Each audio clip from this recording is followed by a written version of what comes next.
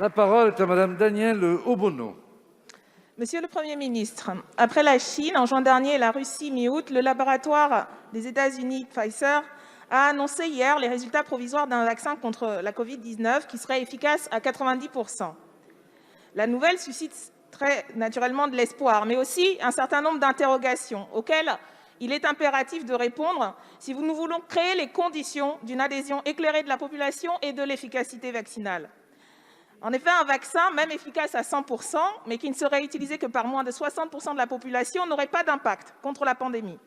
C'est aussi pour cela qu'il faut s'assurer de son accès universel partout dans le monde et qu'il ne fasse pas l'objet d'une indécente et contre-productive marchandisation. Pour le moment, nous ne disposons pas des résultats complets de l'essai ni du protocole de recherche.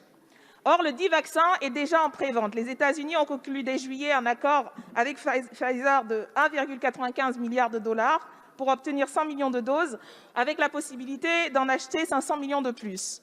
L'Union européenne a aussi passé une commande de 300 millions de doses qu'elle aurait seule le pouvoir de redistribuer ensuite à chaque pays. La course au vaccin peut nuire à son efficacité et à son accessibilité. Le modèle de compétition et d'accélération des procédures qui s'est imposé pour répondre à la crise n'est pas le plus pertinent et fait courir le risque d'aboutir à des vaccins médiocres. Alors, Monsieur le Premier ministre, qu'avez-vous prévu pour s'assurer de la transparence des protocoles de recherche de ce vaccin comme des autres vaccins candidats, ce que demandent instamment nombre d'associations et de collectifs comme l'Observatoire des politiques de la transparence des médicaments?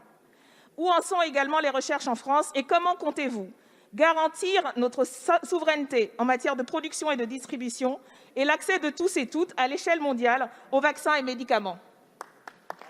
Merci Madame la députée. La parole est à Monsieur Adrien Taquet, secrétaire d'État auprès du ministre des Solidarités et de la Santé.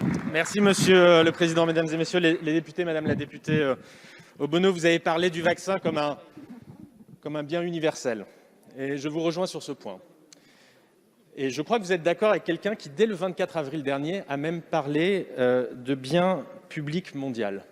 Et cette personne, c'est Emmanuel Macron, qui, dès le 24 avril, a insisté sur la nécessité que le vaccin soit un bien public mondial. Pourquoi? Parce que ce virus, vous le savez, n'a pas de frontières.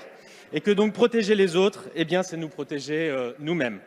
Alors, la collaboration que le président de la République a, dès le mois d'avril, initiée au niveau européen et international, repose autour de 4 piliers. D'une part, faire en sorte que le financement pour la recherche soit mené et qu'il y ait plusieurs recherches qui soient menées de concert. Vous avez cité Pfizer, dont je vous rappelle qu'il est en coopération avec un laboratoire allemand, BioNTech. Deuxièmement, la question de la production. Troisièmement, de la distribution. Et enfin, que nous soyons tous attentifs au renforcement des systèmes de santé dans les pays les plus vulnérables, parce que quand bien même nous aurions trouvé un vaccin, il y a besoin de systèmes de santé qui puissent faire en sorte de vacciner les personnes. Dès le 4 mai et le 18 mai, sous l'impulsion du président Emmanuel Macron, 2 conférences de financement ont eu lieu dans le cadre de l'Union européenne afin de disposer des fonds pour accélérer la recherche et faire en sorte que l'ensemble des pays dans le monde, l'ensemble des citoyens puissent avoir accès à ce vaccin. Cette coopération, enfin, elle se fait aux 3 niveaux, évidemment au niveau national, au niveau européen, je l'ai dit, et au niveau international, dans le cadre de l'OMS. C'est l'action que nous menons dès avril dernier, afin de faire en sorte que ce vaccin soit bien un bien public mondial.